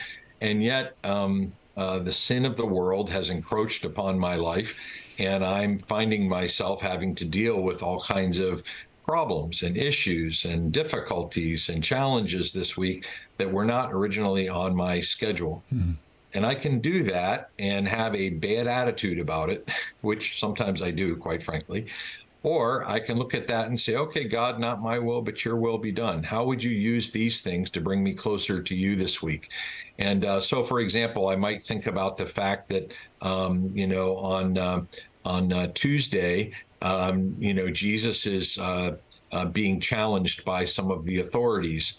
And how are people in authority challenging things that I'm doing? Or on Wednesday, Judas makes his plans to betray Jesus. And, you know, what do I do with feelings of betrayal? Or better, how have I betrayed Jesus? And how have I not submitted to the authorities that he has placed me under? So, you know, the events of this week, I can look at those and see them in purely a historical perspective. Or I can look at my own particular struggles and my own particular job this week and place them in the biblical narrative and see that there's an opportunity for me, even in those ordinary, everyday, you know, like Eugene Peterson says in his paraphrase of the Message in Romans chapter 12 and verse 1, in my ordinary, everyday walking around life, I have the chance to see how I can walk with the Savior and how he can live in my life and transform those things so that it's not just me snapping at someone who has encroached upon my free day, but rather making myself fully available and saying, Father, not my will, but thy will be done. Amen. Good to talk to you today, Dean. Well, it's great to not only talk to you guys, but to see you guys, even though I'm looking at the back of your heads, the way the screen goes. There you are. Oh. Each view is a great view. I miss you guys. Good to see you. I hope you're doing well. And I pray that you have a blessed Holy Week. Thank you. And you too. Are able to experience each day as the Lord has given you to walk with him in his presence. Right back at you. Thank you, Dean. Bye. Dean Weaver, Stated Clerk of the Evangelical Presbyterian Church.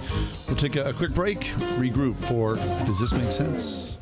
God calls us to a deep gladness because we, as believers, we all have a deep hunger. Grove City College knows about that calling, right? They assume, we all do, that caller is Jesus Christ, our Lord and Savior. And so Grove City is committed to helping people, young students, pursue the vision for our lives and believe that you will be changed as you find your sense of purpose, your sense of calling in this world. And I think that's what we all want out of college, right? We want those 4 years that are filled with so much uncertainty to be ones that end up giving us the clarity we want. To give us a place. Yeah. And to give us the foundation of education and the foundation of relationships that we really want. Grove City is a special place, and not every school appeals to every kid or every parent. But this is the time, we're already in March, this is the time when applications are going out. This is the time when you need to make your college visits, your college, your phone calls, all those sorts of things. So if you're a parent of a high school senior or even a high school junior and sophomore who is interested in getting on the ball, this is the time to do it. So do yourself a favor and go up to Grove City and talk to somebody, get a tour from a student, and find out if that indeed is the right place for you and your family. We're all called to something. Don't you owe it to yourself to investigate the excellence of Grove City College? Look online first, gcc.edu. That's Grove City College. We see them every day. People driving using their phones. There's a sneaker peeker or the fast scroller who can quickly become the fender bender-er, the got a ticketer, or the driver who killed someone. Pay attention or pay the price. You drive, you text, you pay. Paid for by NHTSA. It's April, and you know what that means? Taxes are almost due. Jackson Hewitt can help you win tax season. That's the sound of your maximum tax refund. The sound of getting 50% off tax prep. The sound of many of our competitors' prices going up. And the sound of getting to your nearest Jackson Hewitt. Hurry in for 50% off tax prep before this offer expires April 9th. Limited time offer for new clients filing in participating locations. Max value $200. Visit jacksonhewitt.com/50 for terms. We see them every day. People driving using their phones. There's the sneaker peeker or the fast scroller who can quickly become the fender benderer, the got a ticketer, or the driver who killed someone. Pay attention or pay the price. You drive, you text, you pay. Paid for by NHTSA. We are everywhere on your radio at 101.5 WORD FM Pittsburgh, at wordfm.com, the Word FM mobile app, iHeart, TuneIn, and Odyssey. Underground coal has been mined in Pennsylvania for more than 200 years. Over 1 million homes in Pennsylvania sit on top of abandoned mines. These mines can collapse, causing damage to your home. Most homeowners' policies do not cover damage caused by mine subsidence or water breakouts. Damage often exceeds $100,000. DEP makes protecting your home easy and affordable. Don't take any chances. Visit dep.pa.gov/MSI or call 1-800-922-1678 today. Cloudy and mild tonight with a couple of showers and a heavy thunderstorm. Those thunderstorms could bring damaging winds. Tonight's low 54. Couple of showers tomorrow morning, otherwise variable cloudiness. Tomorrow's high 58.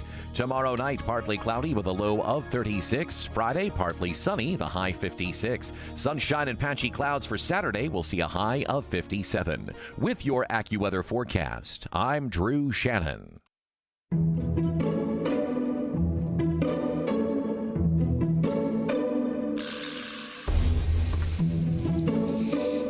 Does this make sense? Does what make sense? Spiced jelly beans. Oh, yeah, 100%. Whoa! Well, you didn't even have to think about that. Those are the only ones I want. What? Yeah. Oh, yeah. Those now, are wait. Yeah. This is a controversial opinion. No, it's not controversial at all. It's a matter of good taste. Controversial opinion. No. Why, you have a problem? Well, there's just a lot. That does not make sense. You know why? Because it's not really a jelly bean. No, it's a jelly bean. I think it's spiced jelly bean. It's like an adulterated jelly bean. It's like there's something different about it. It's added. It's not pure. Jelly beans are like 5 flavors and then full stop. Woe is those. The unpure jelly bean. Get out of here. That's crazy talk. No, the jelly beans should be all. If I'm like shopping and there's a bag of regular jelly beans versus, I'm grabbing that. You're grabbing spiced every time. 100%. See, I am never, ever grabbing spiced. Really? Spiced is something I had one time for Easter when I was 7 and thought, we're done here. How about Jelly Bellies? If they're all fruit, I can't stand like a jelly bean that tastes. I can't stand it. I don't want like a popcorn jelly roast bean, beef flavored jelly. I like those jelly bellies. I don't like that. That's the ultimate in spiced jelly beans. Really? Yeah. But I like the Jelly Belly fruit. Mm-hmm. Huh. Okay, so you think it makes sense, spiced jelly beans? 100%. I don't think it does. I'm going to say no on that. All right.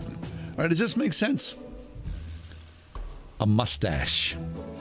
I had a beard here for a while there. Every winter I'm growing a beard. And then I'm shaving it off the other day. And I'm thinking, keep the stash.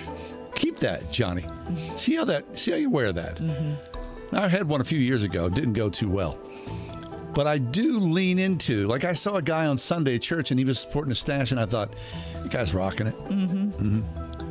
I think a mustache makes perfect sense. You?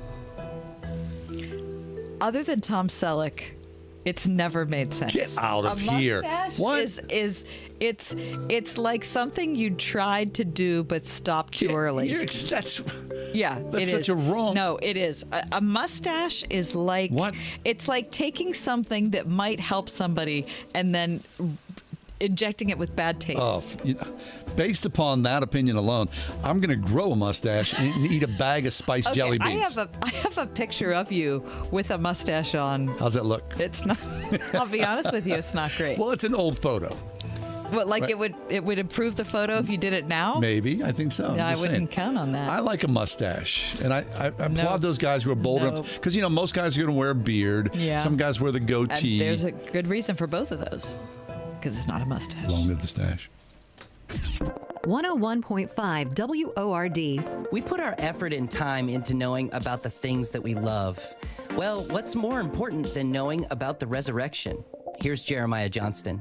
You can tell me the different universes of Marvel, and that's great. Then you can know the 7 best reasons that Jesus rose from the dead. The best reasons to believe in the resurrection of Jesus.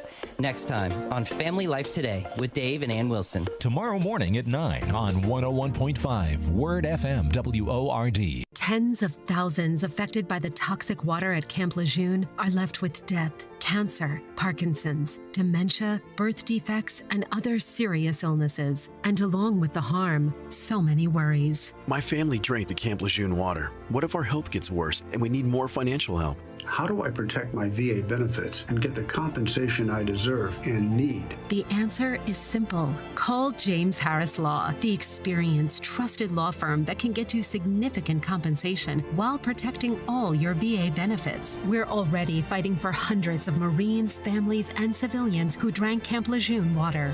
But if you miss the deadline, you could forever lose your right to the justice you deserve. So call our Camp Lejeune legal helpline now. Now may be your last chance to receive full compensation. Don't delay. Call 800-299-7878. That's 800-299-7878. 800-299-7878. Has your home fallen victim to Mother Nature? Get a free storm damage analysis from Bachman's Roofing. You may never notice the damage from storms, so let the experienced team at Bachman's Roofing provide a free analysis to check for damages from the recent storms. Bachman's is now offering 0% financing and no payments for 6 months. Call 412-744-8390 or visit bachmansroofing.com to set up your free storm damage analysis by May 1st. That's 412-744-8390. Looking for some extra income? Get competitive pay and flexible hours as a school bus driver with A1 Transit, providing safe, reliable, affordable transportation throughout the tri-state since 1989. Perfect for retirees, this fun family-run company offers free CDL classes and a sign-on bonus. Must be 24 years or older to apply and must complete a background check. A1 Transit in Lawrenceville. To apply in person, call 412-781-6170. That's 412-781-6170. Every day is a great day to play around at All About Golf in Butler. The new Ping lineup is here. Stop by the Pro Shop and check out the all-new line of Ping putters and get newly reduced deals on Ping G425s for a limited time while supplies last. All About Golf bays equipped with top tracer technology are open year-round, 8 to 8 daily, rain or shine, plus lessons for every age and skill level to help you master your game. All About Golf in Butler. Practice, learn, play. Visit allaboutgolfpa.com.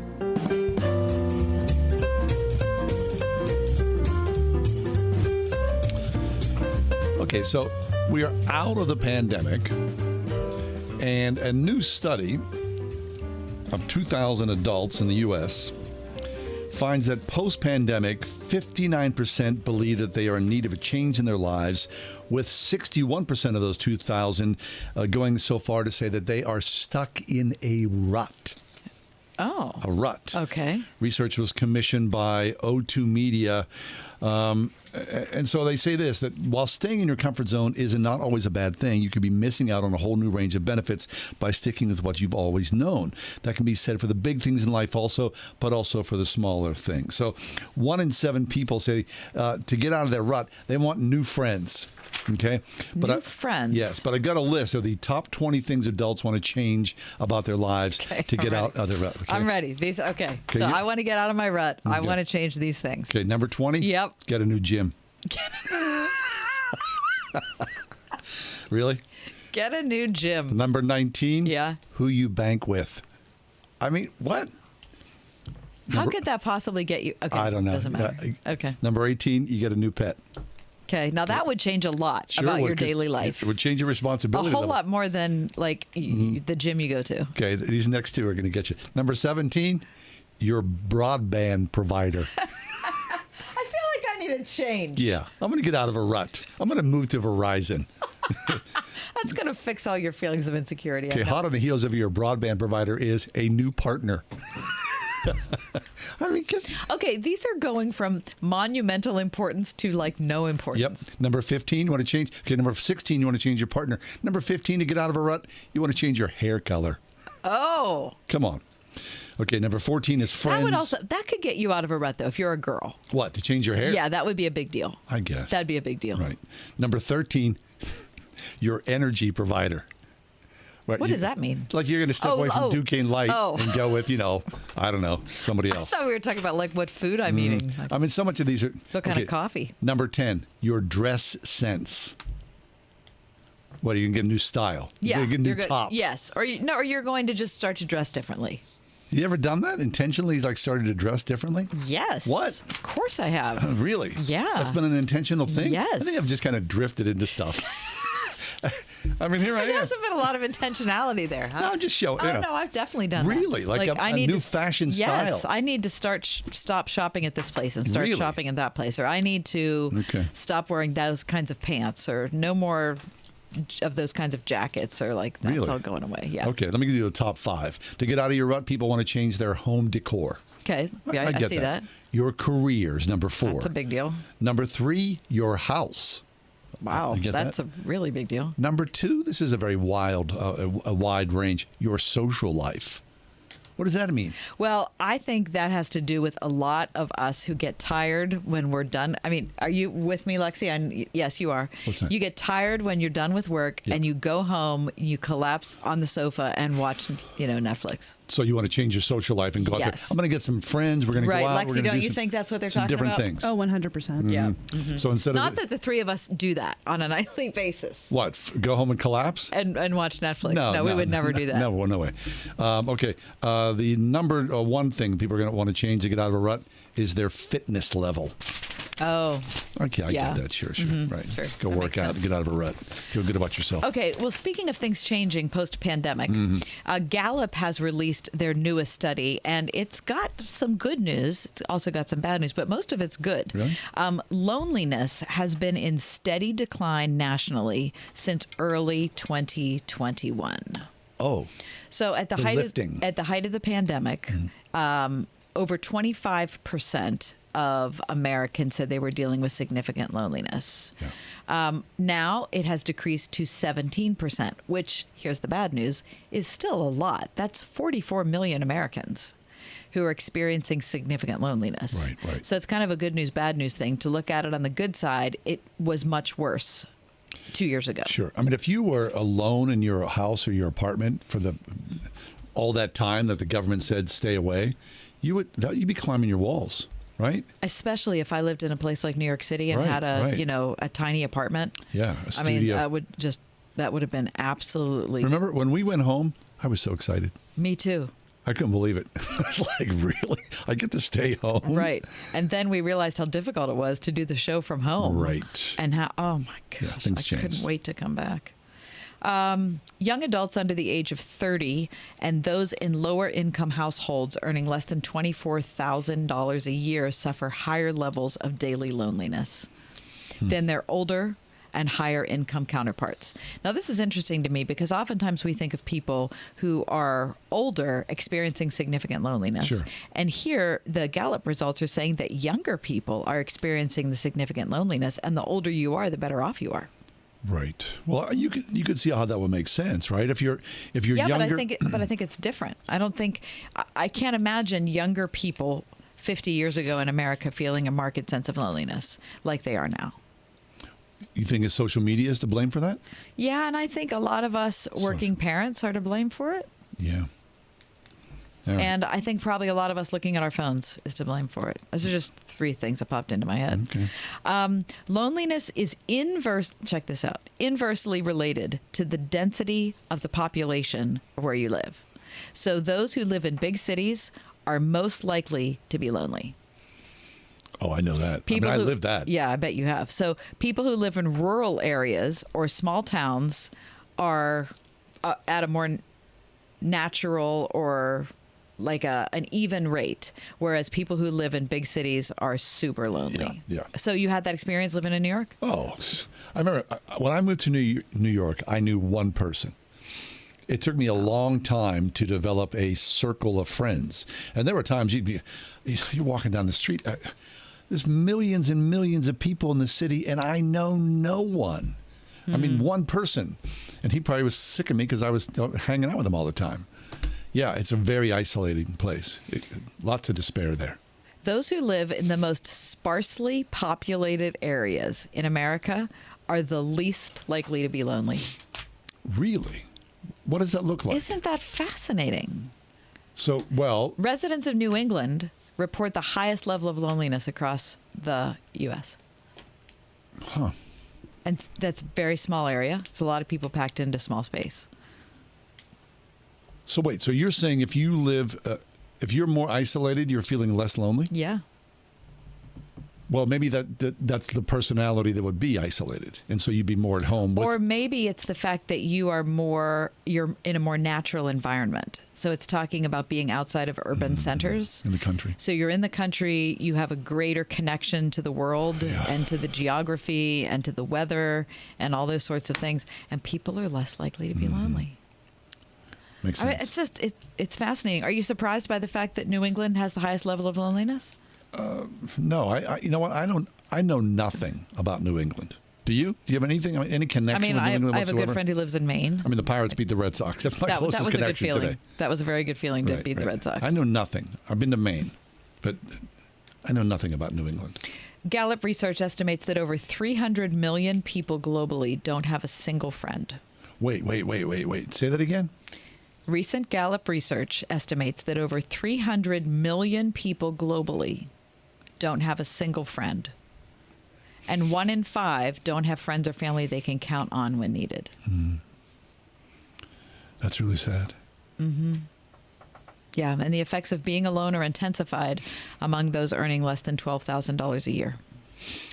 I can understand that. If you were not making a lot of money, it'd be difficult for you because you couldn't go out, you couldn't mix, you couldn't enjoy yourself, right? Yep. You tended to stay at home because people can't afford transportation. It's very, very difficult. And the last thing that the Gallup says in this you can check this out at gallup.com and read the whole release here.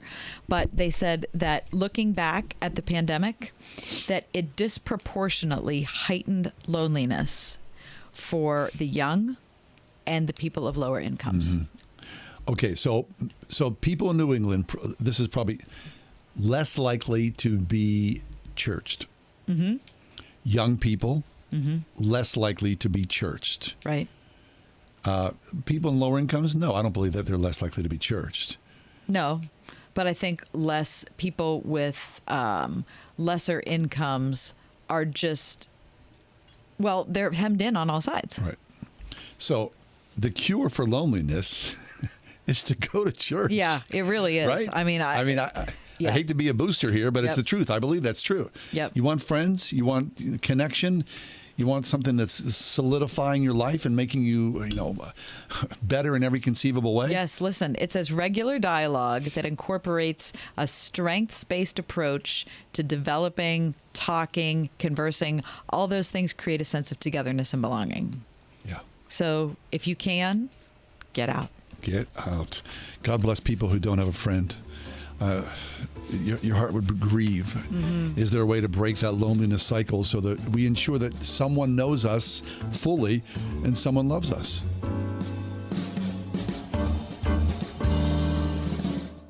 Execution's 11 p.m., but he's trying to convince us he's gone insane. Therefore incapable of being executed. On April 14th. Edward? I'm not Edward. I'm a demon. In the vein of C.S. Lewis's Screwtape Letters. I think it's time we tell you what it is that we'd like you to do. Comes Nefarious. Rated R. Under 17, not admitted without parent. In theaters April 14th. How long does it take to tackle a home project? With Angie, you could cross it off your list before this ad is over. Just tell us what you need. Indoor or outdoor, repair or redesign, and we handle the rest, sending a top pro to get it done. You don't have to lift a finger, except to tap the screen or click the mouse. Plus, Angie is free to use. So bring us your next home project, and we'll bring it home. Download the app or go to Angie.com. That's ANGI.com to get started. Hi, I'm Olivia, and I'm 11. Some people my age might think water in a basement's pretty cool. Who wouldn't want an indoor swimming pool? But my dad taught me a thing or two about homes. You mean all those times I talked about waterproofing? You were actually listening? Absolutely. I'm like Alexa. Okay, so how does J&D waterproofing protect your home? By keeping water out of the basement so it doesn't compromise the structure of your home. And? By not giving yucky mold and mildew a place to grow. Pretty good. Dad, I wasn't finished. Oh, sorry. And J&D waterproofing can save you money. Do tell. By saving you from having to replace your basement appliances from water damage. I couldn't have said it better myself. Got water problems? Don't cry. Call 1-800-VERY-DRY. J&D Waterproofing. 1-800-VERY-DRY. This is an urgent announcement for anyone that's $10,000 or more in debt. Before you make another minimum payment, you need to know there are special programs that can completely free you of your debt. Total Financial Freedom can help you become debt-free in months instead of years. Resolve your credit card debt, signature loans, department store cards, internet loans, and timeshares. Call now at 800-533-6605 for a free consultation. For 16 years, Total Financial Freedom has helped thousands get out of debt. You can feel confident when calling because Total Financial Freedom is A+ rated by the Better Business Bureau. Battling for years and years stuck in the endless cycle of minimum payments could take decades. You have the right to get your debt resolved and substantially reduce your monthly payments. Call Total Financial now at 800-533-6605. That's 800-533-6605. 800-533-6605.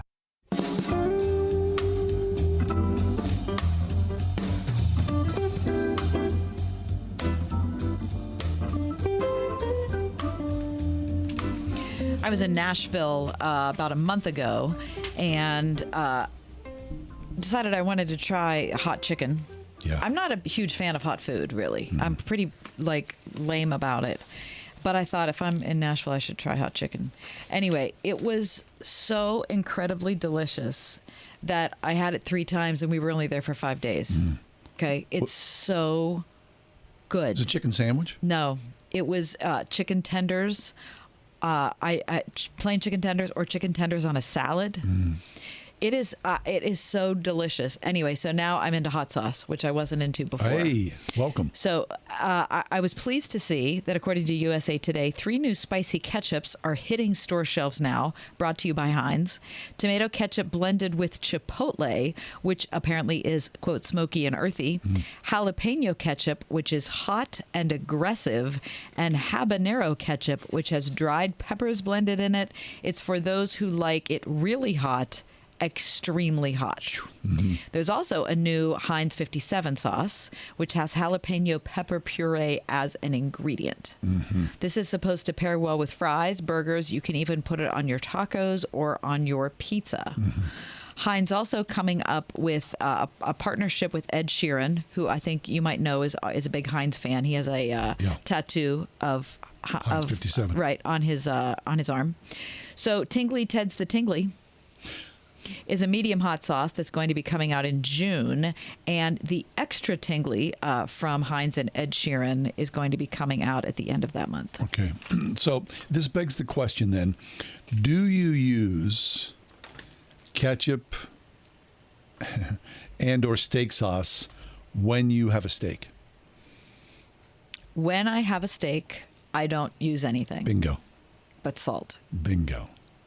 Yeah. And perhaps an au jus, which they have served with it. So Heinz 57 steak sauce or A1 steak sauce is just to me a form of ketchup. Yeah, it covers up the steak, right? Yeah, I don't eat steak. So I don't really know. I don't know what I'd put on it, but I love a burger. Yeah. And to me, there's nothing better than just the Old Faithful ketchup. Why don't you have a steak? Well, I mean, we don't eat meat at home.